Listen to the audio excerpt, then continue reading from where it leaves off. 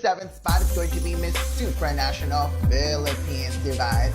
There you go, you guys, giving her a little bit more fashion-forward flair, and that's what she needs. She's a very simple girl, simple beauty, and you know, you need a little bit of edge sometimes because simple might not be enough for if you're competing internationally. So I love that she's slowly morphing into the Katrina Llegado that I remember from Miss Universe Philippines 2024. A demure beauty with a slight edge, and she's giving that. The hair is perfection, the makeup is perfection, the tier layer cape kimono dress that she's wearing was actually quite fabulous, and I love the way it's flowing while she's like doing her little pasarela runway, you guys. I thought she looked really, really beautiful and a great way to send off. And I get a feeling that as days and weeks go by, this girl is gonna morph into the more.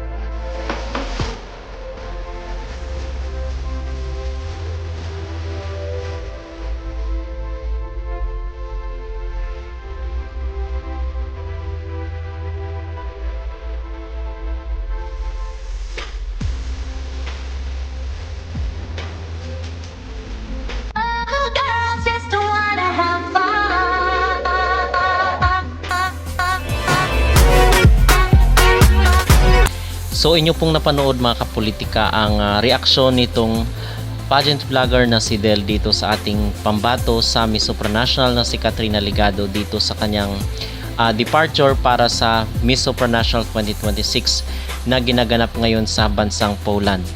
At ngayon ay day 4 na po dito sa kailang kompetisyon at patuloy pa rin po natin na kinakover ang mga sariwang update dito ng Miss Supranational sa pamamagitan ng ating candidate na si Katrina Llegado. So sa day 4 ng kailang competition, ang gagawin nila ay Supra Chat, broadcast at content production. According to the official Miss Supranational 2026 timeline, day 4 of the competition taking place on July 16, 2026 features media, recording and promotional video filming as its primary scheduled activities. Additionally, the schedule includes ongoing pageant content production. Supra Chat broadcast episode 4 of the Supra Chat 2026 series features personal introduction segments from global delegates.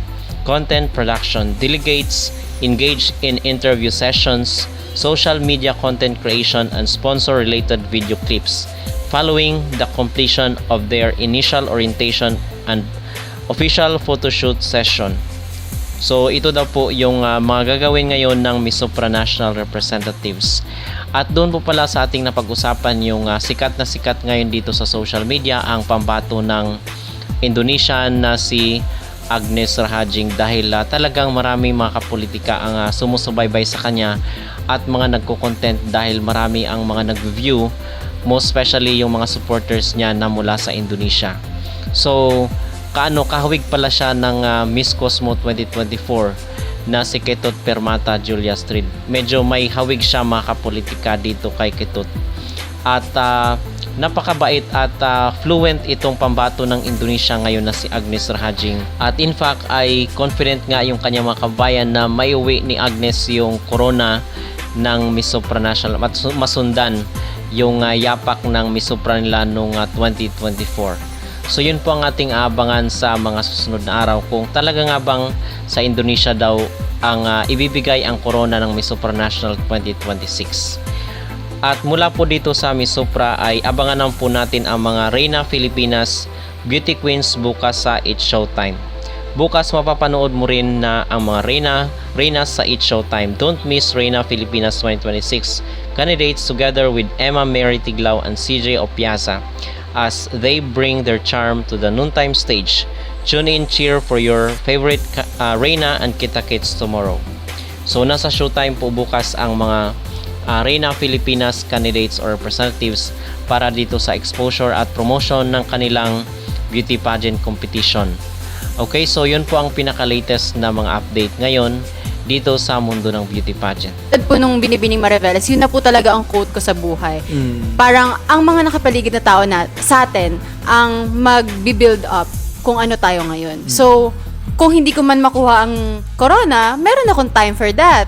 kung hindi ko man makuha ang simpatsya ng ibang tao, meron akong time for that. Pwede kong improve or pwedeng may iba rin tatanggap sa akin. Yun din yun. Right. Wow! Tumama na yung Q&A niya. Hindi na siya mababash. Hindi nakabaliw. Hindi ka na mababash sa Q&A. So, ayun, wala na akong maitanong sa'yo. Tama na to. Wala na! Ako yung naubusan Naubusan sa'yo eh. Oo. Kumusta pala yung experience mo facing on the national stage? Para siyang ano lang, typical na nagpa-pageant ako in province. I see. Hindi ko Walang siya- kaibahan. Hindi ka na-intimidate. Hindi naman. Ay, confident na confident. Confident pa yun, pero ganun pa yung nararamdaman ko. Parang typical na lumalabas lang po ako sa stage namin. Pero hindi ka nalula doon sa dami ng media, dami ng Hindi camera. naman po. Hindi naman po Lalo ako nung na- tinanong ka. Hindi naman po. Parang Walang okay lang. kaabog-abog, Kasi walang kakabaka. yung mga nauna sa akin mga frontrunner na talaga sila, hindi ako papakabog. Kasi 11 ako, tapos yung 9, 10, 11, 12. Ako lang yung parang first timer dun. So, paano ko ilulugar yung sarili ko sa kanila? Ah. Kaya dapat, hindi ako papagabo. Lift ko yung body ko, rampa ako, ganto, ganyan. Ganon. Sa Q&A, Sa Q&A, siguro, more improvement pa rin. Pero, the more on nasasabi ko na yung gusto ko, okay na ako dun. Nasabi ko naman na siya, hindi ko na siya pwede bawiin, uy! yung Q&A mo with the media, how was it? Okay lang po siya para sa akin. Kasi, hindi ko man na-fool na talagang pagkatapos dun may parang naiisip ako na, ay, dapat ito na lang yung sinagot ko. Pero parang seryoso mo dun. Ay, di ba? Hindi daw, dilafang ako doon, So, di hindi ba ka naman ako na-interview ni kumakain? Shan at ni Hindi CJ. po, Ay, hindi ako kawawa. na ano. Hindi ka naka-airtime doon. Kaya nga, doon nga ako mababaliw sana. Oo. Kaso wala, hindi ako na-interview, kaya madali-madali ako doon kasi syempre picture-picture pa sila. Madali-madali ako, ay wala na be, tapos na be. Kaya talaga, nagugulat ako sa'yo. Sabi ko, sayang, dun sana ako mambaba. Parang naging strategy ko siya na pag media, okay media, ano muna ako, seryoso muna ako dito. Kumbaga, mayroon pa akong game mode or sabi ko ganun, bakit mga konyo sila? Oh. Tapos ako lang yung kanal. Like, parang anong ginawa ko dito? Lahat sila aircon, ang baho ko sa lugar na ito. Beauty Vault Glass Skin Essentials. Gandang Beauty Vault, gandang glass skin. Daddy Glow Coffee. Feel lighter, glow brighter. Urban Smiles Dental Clinic, where beautiful smiles are made. Eventista, leading worldwide platform optimizing revenue for entertainment, events, and artists. Fitness 8, where your fitness journey begins. Aquila Crystal Palace Tagaytay.